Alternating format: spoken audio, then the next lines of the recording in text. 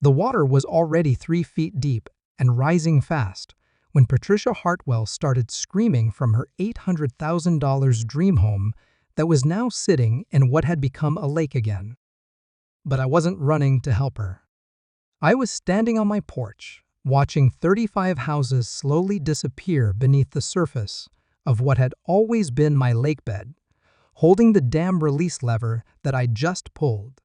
And for the first time in 3 years, I was finally breathing freely. My name is Robert McKinnon, and this is the story of how a power-hungry HOA president tried to steal my family's century-old ranch by building an entire subdivision on my property, and how I used one simple legal loophole to take it all back. Let me take you back to where this nightmare began. 3 years ago, I was living what most people would call the American dream on McKinnon Ranch, 200 acres of prime Montana land that my great-grandfather had homesteaded in 1923. The property centered around a natural basin that had been dammed up by my family in the 1950s to create a beautiful 12-acre lake, perfect for fishing and surrounded by rolling pastures where my cattle grazed. I'm not a complicated man.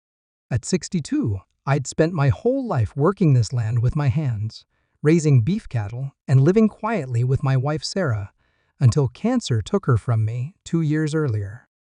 The ranch was all I had left of the life we'd built together, and I planned to leave it to my daughter Emma when my time came.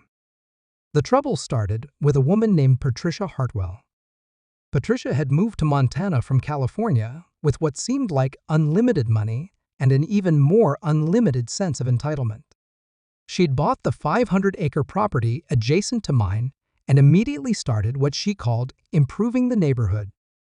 First came the massive gates, then the perfectly manicured entrance signs, reading Lakeview Estates, a prestigious community. I should have known then that she was planning something big.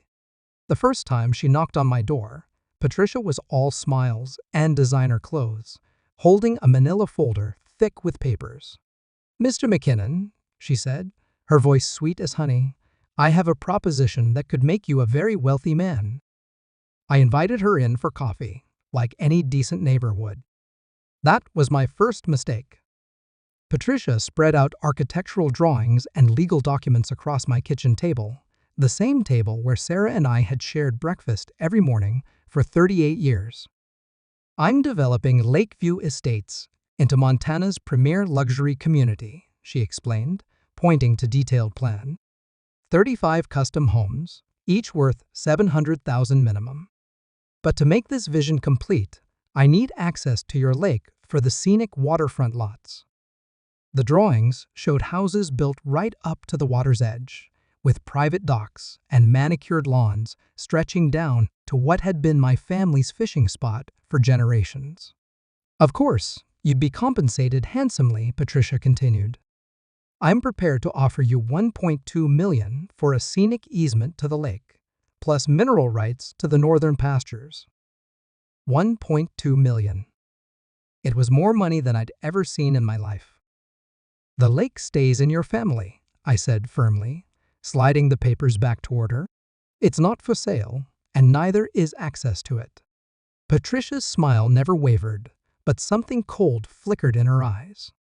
"I understand you need time to consider such a major decision. But Mr. McKinnon, progress is coming to this area whether we embrace it or fight it. I'd hate to see you on the wrong side of that change." After she left, I called my lawyer, Jim Morrison, a good man who'd handled my family's legal affairs for 20 years. "Bob," Jim said after reviewing Patricia's documents, "these papers look legitimate, but something doesn't feel right. She's pushing too hard, too fast. If I were you, I'd have a professional survey done of your property boundaries, just to be safe. That survey would prove to be the smartest money I ever spent." 2 weeks later, Surveyor Mike Chen delivered news that made my blood run cold. "Bob, I've got some serious concerns about your northern boundary line," Mike said, unrolling detailed topographical maps on my kitchen table. According to the county records Patricia provided for her development, She's claiming the property line extends 50 feet past your lake's northern shore. That's impossible, I said. My great-grandfather's original deed clearly shows the lake as the center of our property. Mike nodded grimly. That's what your family's 1923 deed says. But there's a 1987 county surveyor's map that shows a different boundary. And legally, the most recent survey takes precedence unless you can prove it was filed incorrectly. My stomach dropped. Are you saying she might actually have legal claim to part of my lake? I'm saying she's got enough legal gray area to tie you up in court for years while she builds her development. And Bob. Mike hesitated. Construction equipment started showing up on her property yesterday. That night, I drove out to the northern ridge of my property and looked down at Patricia's land. Floodlights illuminated massive earth, moving equipment lined up like an invasion force. Bulldozers, excavators, dump trucks, enough machinery to reshape the landscape overnight. But they weren't just preparing to build near the lake. They were preparing to build in it. The next morning brought the sound I'll never forget, the deep rumble of heavy machinery starting up at dawn. I grabbed my binoculars and watched in horror as bulldozers began scraping away topsoil from what Patricia claimed was her property. But with each passing hour, they crept closer and closer to the water's edge. By noon, I was standing at my property line, watching a massive excavator dump load after load of fill dirt directly into the shallow northern end of my lake. "Hey!" I shouted to the operator. "You're dumping on my property?" The man shut off his machine and climbed down. "Sir, I've got orders to fill in this swampy area for foundation prep. You'll need to take any concerns up with Mrs. Hartwell." Swampy area. They were calling my family's lake a swampy area. I drove straight to Patricia's temporary office, a luxury RV parked on her property with Lakeview Estates Sales Center painted on the side in gold letters. Patricia was inside, surrounded by scale models and artist renderings of her dream development. When she saw me through the window, her welcoming smile looked more like a predator baring its teeth. "Robert," she said, opening the door. "Perfect timing. I was just showing some potential buyers the lakefront lots. Would you like to see how beautiful this area is going to be?" The scale model showed 35 houses arranged in a perfect semicircle around what had been my lake. But in this version, the water was barely a decorative pond, surrounded by mansion-sized homes with 3-car garages and infinity pools. "Patricia, your crews are dumping fill dirt into my lake." "Oh, that little marshy area?" She waved dismissively. "According to the county survey, that's well within our development boundaries.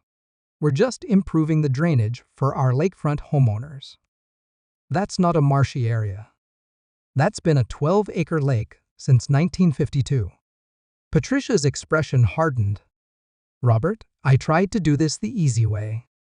I offered you more money than that land will ever be worth on its own.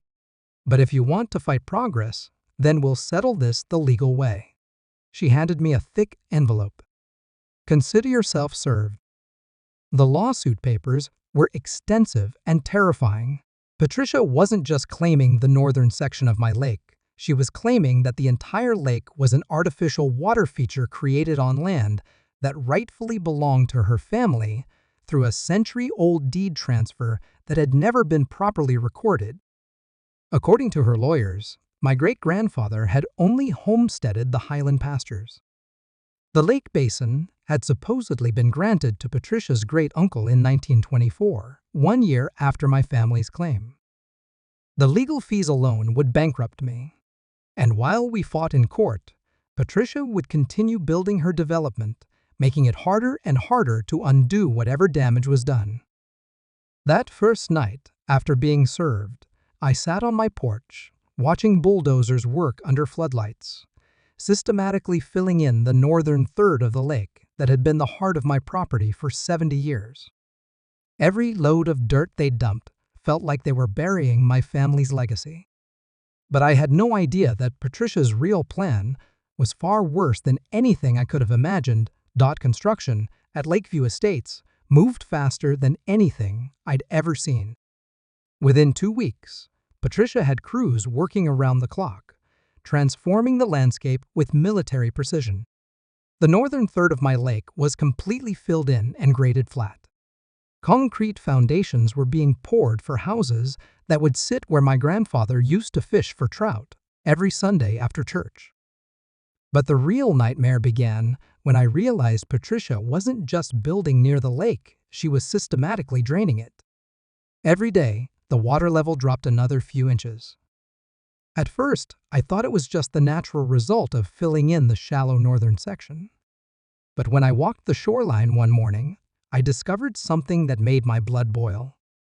Hidden behind a grove of cottonwood trees, Patricia's crews had installed a massive drainage system, industrial-grade pumps, working 24 hours a day to lower the lake level, making more and more of the lakebed available for construction. They were stealing my water to create more buildable land. I called Jim Morrison immediately. "Bob, this is worse than I thought," Jim said after reviewing photos I'd taken of the drainage equipment. "She's not just claiming boundary disputes anymore. She's actively altering the waterway, which could give her legal claim to the entire lakebed under adverse possession laws." In English, Jim, if she successfully drains the lake and maintains control of the dry land for long enough, she might be able to claim legal ownership through improvement and use, even if your original deed is valid.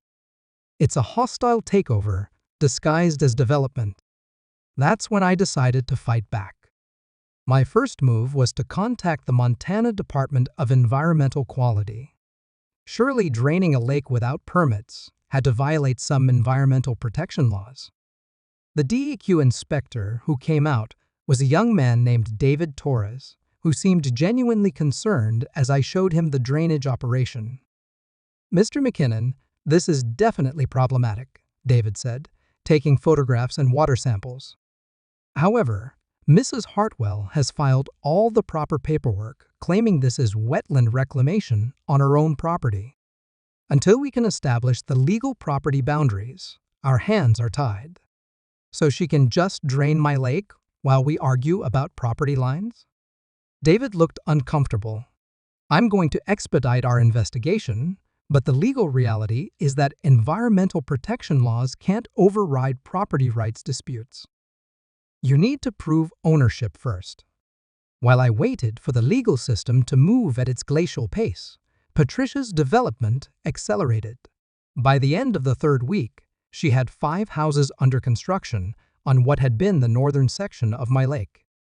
Beautiful, expensive houses that would be worth millions once completed. And that's when the harassment started.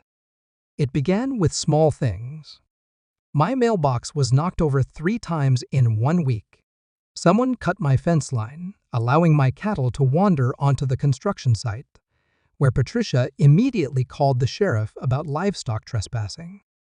Sheriff Pete Hawkins had known me for 15 years, but even he had to issue me a formal warning. "Bob, I know this is a tough situation," Pete said, "but legally, I have to respond to complaints. Mrs. Hartwell is claiming your cattle damaged construction equipment." "Pete, my cattle were in their own pasture until someone cut my fence." "I believe you, but without witnesses or evidence, it's your word against hers. And she's got lawyers, Bob. Good ones." The next week brought a new escalation. I woke up to find SOLD signs planted all around the remaining portion of my lake. When I pulled them up, more appeared the next morning. Then came the inspectors. Suddenly, I was receiving visits from the county health department about my septic system, the fire marshal about my barn's electrical wiring, and the building inspector about permits for repairs I'd done to my house 3 years earlier. Every inspection required fees, time off work, and legal compliance that stretched my already tight budget. It was clear that Patricia had connections throughout the county government, and she was using them to make my life impossible. But the harassment campaign reached a new level when she targeted my cattle operation. I'd been selling beef to Morrison's local market in town for 12 years. Bill Morrison, Jim's cousin, had always been happy with the quality of my grass-fed beef and paid fair prices that helped keep the ranch profitable. One Thursday morning, Bill called with bad news. "Bob, I hate to do this, but I can't buy your beef anymore." "What? Why? Is there a problem with the quality?" No, the beef is great as always. But I've been getting complaints from other customers. Someone's been calling my regulars, telling them your cattle operation is unsanitary, that you're not following proper health protocols. My heart sank. "Bill, you've seen my operation. You know I run a clean, ethical ranch." "I know, Bob. I know. But I can't afford to lose customers over controversy. Maybe once this all blows over." That same week, I received a letter from my insurance company informing me that my ranch liability policy was being canceled due to increased risk factors associated with ongoing property disputes. Patricia was systematically destroying my ability to make a living while she built her empire on my land. The breaking point came on a Tuesday evening in late September. I was sitting on my porch, watching the sun set over what remained of my lake, now reduced to about 5 acres of open water, surrounded by construction sites, when a black Mercedes pulled into my driveway. Patricia stepped out, but she wasn't alone. 2 men in expensive suits followed her to my door. Lawyers, by the look of them. "Robert," she said, her voice colder than I'd ever heard it, "I think it's time we ended this unfortunate misunderstanding." She handed me a new set of legal documents. "This is a final settlement offer. $200,000 for your entire property plus relocation assistance to help you find a new place to live. It's generous considering the legal complications you're facing." $200,000. 4 months earlier, she'd offered over $1 million just for lake access rights. "Patricia, this ranch is worth 10 times that amount." One of the lawyers stepped forward. "Mr. McKinnon, I think you're failing to understand your legal position. Our investigation has uncovered some serious irregularities in your family's original deed filing. There's a strong possibility that your great-grandfather never had legal claim to the lake basin at all." The second lawyer opened a briefcase and pulled out a thick folder of documents. "We found records indicating that the state of Montana granted mineral and water rights for this basin to the Hartwell Mining Company in 1922, 1 full year before your great-grandfather's homestead claim. Those rights were never properly transferred when the mining company dissolved." Patricia smiled. "Which means Patricia Hartwell, as the sole heir to Hartwell Mining Company, has primary claim to the entire lake basin and surrounding watershed." I felt the ground shifting beneath my feet. "That's impossible. My family has lived on this land for a century." "Squatters' rights don't override legal mineral claims, Mr. McKinnon," the first lawyer said. "We're offering you this settlement out of respect for your family's long occupation of the Highlands. But make no mistake, with or without your agreement, Lakeview Estates will be completed." Patricia leaned forward. "You have 48 hours to accept this offer. After that, we'll be seeking full legal possession of the property, plus damages for the delays you've caused to our development schedule." After they left, I sat in my kitchen staring at the settlement papers until well past midnight. Everything Sarah and I had built together, everything my family had worked for over 4 generations, was about to be stolen by a woman with enough money to manufacture legal claims and buy off county officials. I was 62 years old, facing lawyers who could outspend me 50 to 1, fighting a battle I couldn't possibly win through normal legal channels. That's when I remembered something my great-grandfather had told me when I was 12 years old, something I'd never fully understood until that moment.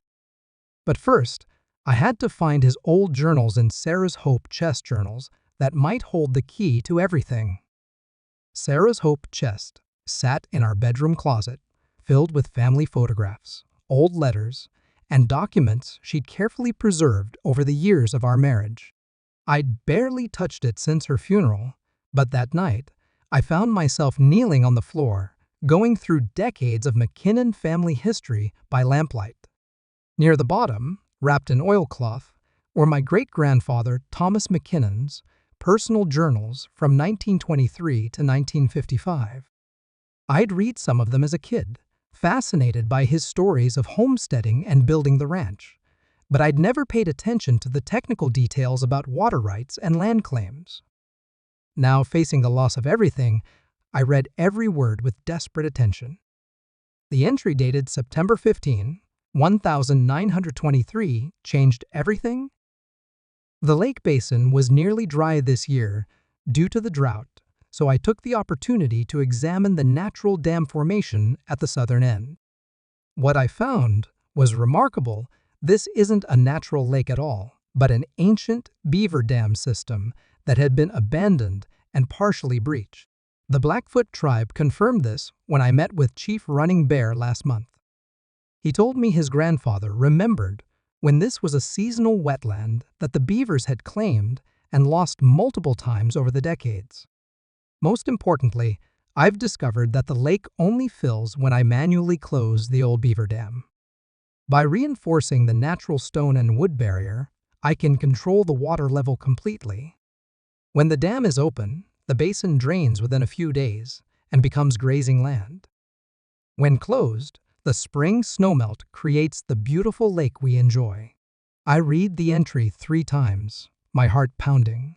Thomas had built the lake by damming a natural drainage system, and according to his notes, he'd retained complete control over the water flow.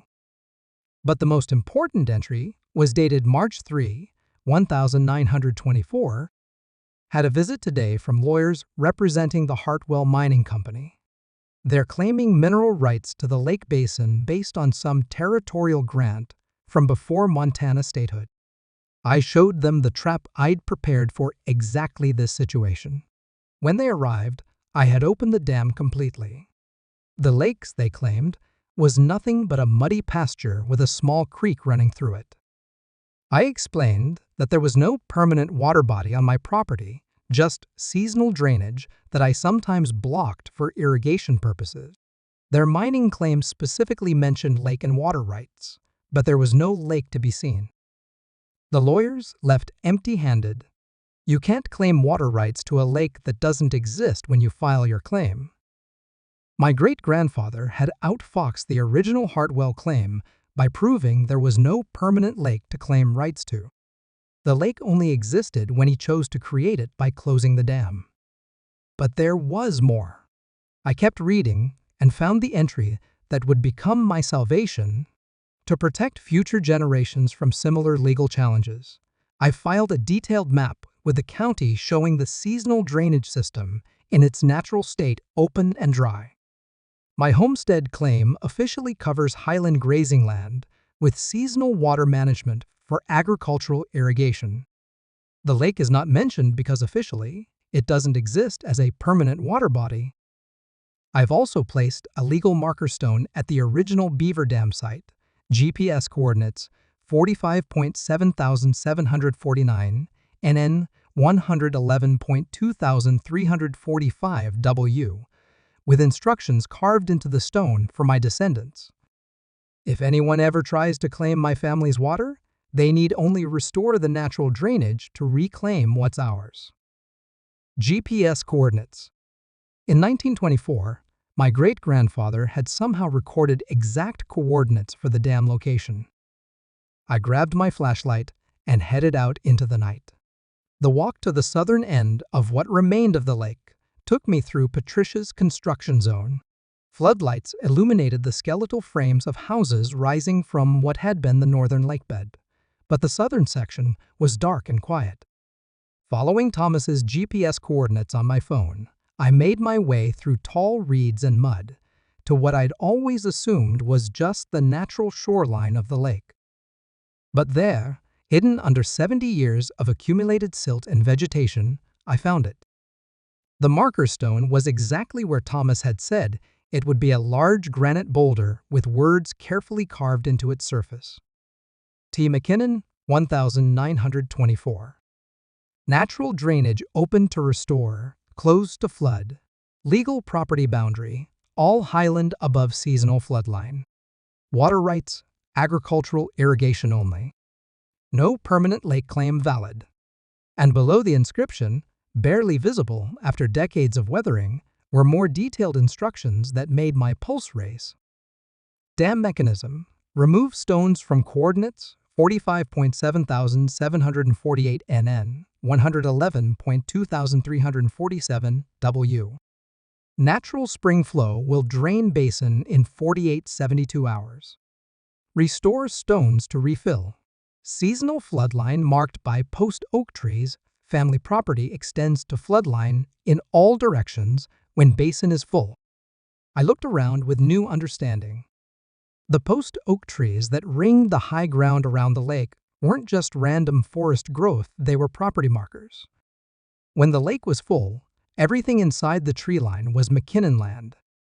When it was drained, the property reverted to highland grazing only. But Patricia had built her houses below the tree line, on land that was legally mine when flooded, and potentially disputed when drained. Thomas had created a legal trap that spanned generations. I spent the next 3 days researching every aspect of my great-grandfather's land claim and the original Hartwell mining rights. What I discovered was brilliant in its simplicity. The 1922 Hartwell Mining Company claim specifically referenced permanent water bodies and mineral rights therein. But according to county records that Thomas had carefully preserved, he had filed his homestead claim during the dry season when the basin was naturally drained. Legally, there was no permanent water body to claim rights to when Hartwell filed their paperwork. More importantly, Montana territorial law from that era specified that water rights followed use patterns. Thomas had established a legal use pattern of seasonal agricultural flooding, not permanent lake maintenance. Any claim to permanent water rights would have to prove continuous lake existence, which the historical record clearly contradicted. Patricia's lawyers had found the original Hartwell mining claim, but they hadn't found Thomas's counter-documentation proving the claim was invalid from the start. I called Jim Morrison with my discovery. "Bob, this is incredible," Jim said, after I explained what I'd found. "If your great-grandfather's documentation is accurate, Patricia's entire legal case falls apart. But we'd need to prove that the current lake is artificially maintained, not a natural permanent water body." "Jim, I can do more than prove it. I can demonstrate it." That night, I made the decision that would change everything. I drove down to the southern end of the lake, found the exact coordinates Thomas had specified, and began removing stones from what had appeared to be natural rock formations along the shoreline. But they weren't natural formations at all. They were carefully placed dam stones that Thomas had used to block the natural drainage channel. As I pulled away each stone, water began flowing faster and faster through the gap. Within an hour, I had opened a drainage channel 6 feet wide. The sound of rushing water filled the night as decades of accumulated lake water began flowing out through the original stream bed that Thomas had mapped in his journals. By sunrise, you could already see the difference. The water level had dropped 2 feet, exposing mudflats that hadn't been dry since the 1950 ESA. Patricia's beautiful lakefront houses were about to become swampfront houses. But I wasn't done yet. I had 48 hours to accept Patricia's settlement offer, and I intended to use every minute of that time to let Thomas's legal trap spring shut.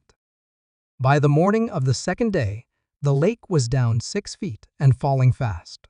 Patricia's construction crews were standing around in confusion, watching their carefully graded house foundations disappear under expanding mudflats. That afternoon, Patricia herself came roaring up my driveway in her Mercedes. She was out of the car before it stopped moving, her designer shoes sinking into the mud as she stormed toward my porch. "What have you done?" she screamed. "You've destroyed everything." I was sitting in my grandfather's rocking chair, sipping coffee and watching the show. "Just opened the natural drainage, Patricia. Turns out, this was never a permanent lake after all. You can't just drain a lake. There are environmental laws. I'll have you arrested." I held up Thomas's journal, open to the page with his detailed drawings of the original beaver dam system. "According to my great-grandfather's surveys, this is a seasonal drainage basin that my family has managed for agricultural irrigation since 1923. I'm just restoring the natural water flow." Patricia's face went white as she realized what I was saying. "That's impossible. We have mineral rights to the lake." "What lake?" I asked, gesturing toward the rapidly expanding mudflats, where her million-dollar houses sat like ships stranded at low tide. "I don't see a lake." "Do you see a lake?" For the first time since I'd met her, Patricia Hartwell was speechless. But the real shock was still coming, and it would arrive in less than 24 hours. The emergency hearing was set for 9 a.m. on Friday morning in the Gallatin County Courthouse. Patricia's lawyers had filed for an immediate injunction to stop me from destroying valuable lakefront property through illegal water manipulation, while my lawyer Jim Morrison had counterfiled to establish that there was no permanent lake to protect. But Thursday night brought an unexpected visitor who changed everything. I was sitting on my porch, watching the last of the lake water drain away through Thomas's channel when headlights turned into my driveway. An old pickup truck parked next to my mailbox, and a Native American man about my age stepped out. "Mr. McKinnon? I'm Joseph Running Bear." My great-grandfather was Chief Running Bear of the Blackfoot Nation. I stood up, recognizing the name from Thomas's journals. "Mr. Running Bear, what can I do for you?" Joseph climbed the porch steps, and I could see he was carrying a leather document case that looked very old. "I heard about your trouble with the Hartwell woman," he said. "My family has been watching this land for 5 generations, waiting for the right time to share something your great-grandfather asked us to keep safe." He opened the case and pulled out a bundle of papers wrapped in deerskin. In 1924, Thomas McKinnon came to my great-grandfather with a problem. He'd outsmarted some mining company lawyers, but he was worried they might come back with forged documents or false claims. So he asked the tribe to witness and document the true history of this land. Joseph spread the papers on my porch table. They were covered in detailed drawings, maps, and text, written in both English and what I assumed was Blackfoot. "This is a complete survey of the drainage basin, documenting every seasonal flood cycle from 1870 to 1924. It proves that there was never a permanent lake here, just seasonal beaver ponds that came and went with drought cycles and beaver population changes." The documentation was incredible.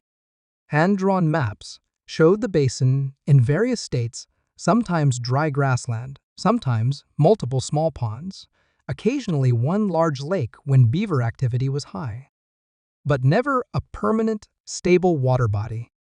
"More importantly," Joseph continued, "this documents the agreement between Thomas McKinnon and the Blackfoot Nation regarding water use and land management. The tribe retained traditional hunting and fishing rights to the seasonal waters, which means any modern development would require tribal consent." I stared at him. "You mean Patricia needed tribal permission to build on this land?" "She needed tribal permission to build on any land that floods seasonally within the traditional watershed, which, according to these maps, includes every square foot where she's built houses." Joseph pulled out one more document, a letter written in Thomas's handwriting. "Your great-grandfather left this for his descendants, to be delivered when the land was threatened. He was a smart man, Mr. McKinnon. He knew the Hartwell family might come back someday with better lawyers and more money. The letter was addressed to my great-grandson when the water thieves return." I read it aloud. "If you're reading this, it means someone is trying to steal our lake again. The Blackfoot people have agreed to help our family protect this land, just as we helped them preserve their water rights when the government tried to relocate them in 1925. The legal truth is this: there is no lake without our work to create it. The Hartwell claim depends on permanent water that has never existed. When they challenge you, drain the lake and let them claim an empty mud hole. But the greater truth is this: this land belongs to the people who care for it and understand it, not to those who would destroy it for money. The Blackfoot people understand this. That's why Chief Running Bear agreed to keep these papers until they were needed. Use this knowledge wisely and never let them steal the heart of our ranch. Friday morning, the courthouse was packed. Patricia had assembled an impressive legal team, 4 lawyers in expensive suits, carrying boxes of documentation and looking supremely confident. On my side of the courtroom sat Jim Morrison, myself, and Joseph Running Bear, holding his leather document case. Judge Martha Collins called the hearing to order. We're here to determine whether Mr. McKinnon has unlawfully damaged property by draining what the plaintiffs claim is a permanent lake on disputed land. Patricia's lead lawyer, a sharp-looking woman named Rebecca Stone, stood up first. Your Honor, the defendant has willfully destroyed a 12-acre lake that has existed continuously since the early 1900s. Our clients invested over $3 million in lakefront development based on the permanent nature of this water body. Mr. McKinnon's actions constitute malicious property destruction and environmental sabotage. She presented photographs of the lake as it had existed for decades, alongside property surveys and development plans that showed Patricia's houses situated around what appeared to be a stable, permanent lake. Furthermore, Stone continued, we have documentation proving that the Hartwell family has held mineral and water rights to this lake basin since 1922, predating the McKinnon homestead claim by 1 year. She handed the judge a folder of official-looking documents, including what appeared to be territorial mining claims and water rights transfers. We ask the court to immediately order Mr. McKinnon to restore the lake and cease all interference with our client's legitimate development activities. Judge Collins looked at the photographs and documents. These are compelling arguments, Mrs. Stone. The lake certainly appears to have been a permanent feature of the landscape. Then Jim Morrison stood up. Your Honor, the appearances are deceiving, and the plaintiff's documentation tells only half the story. Jim signaled to Joseph Running Bear, who came forward with his document case. Mr. Running Bear represents the Blackfoot Nation and has been asked to present historical evidence about the true nature of this land. Joseph opened his case and began laying out the tribal documentation on the clerk's table. Your Honor, Joseph said in a calm, clear voice, the Blackfoot people have lived in this area for over 400 years. We have detailed oral and written records of every water body in this region. There has never been a permanent lake in this basin. He showed the judge the hand-drawn maps documenting seasonal flooding patterns from 1870 to 1924. What the defendants call a permanent lakes is actually a seasonal drainage basin that floods and drains naturally based on snowmelt, rainfall, and beaver activity. For most of recorded history, this basin has been dry grassland. Patricia's lawyer jumped up. Your Honor, tribal testimony about historical land use has no bearing on modern property rights and development law. Judge Collins held up her hand. Mrs. Stone, I'll determine what's relevant. Please continue, Mr. Running Bear. Joseph pulled out the most damaging document, a detailed survey map dated 1922 that showed the basin in its natural drained state. This map was created by territorial surveyors 1 month before the Hartwell Mining Company filed their claim. As you can see, there was no lake present when they claimed water rights. You cannot claim rights to water that doesn't exist. I watched Patricia's face go pale as she realized her lawyers had missed a crucial piece of evidence. But Joseph wasn't finished. More importantly, Your Honor, the Blackfoot Nation retained traditional hunting and fishing rights to all seasonal waters in this watershed under the Fort Laramie Treaty of 1851. Any development that affects seasonal flooding requires tribal consultation and consent. The defendants never contacted the tribe before beginning construction. Judge Collins looked sharply at Patricia's legal team. Is this accurate? Did you obtain tribal consultation before beginning development? Rebecca Stone looked flustered. Your Honor, we researched all relevant property rights and environmental requirements. There was no indication that tribal consultation was necessary for development on private land. Except, Jim Morrison interjected, this isn't private land when it's flooded seasonally. According to federal Indian law, traditional hunting and fishing rights extend to any land that experiences seasonal flooding, regardless of current ownership status. The judge asked for a 30-minute recess to review all the documentation. When we returned to the courtroom, Judge Collins had clearly made her decision. After reviewing all evidence presented, she began, I find that the plaintiff's claim to permanent water rights is invalid. The historical record clearly shows that no permanent lake existed when the Hartwell Mining Company filed their 1922 claim. Patricia gasped audibly.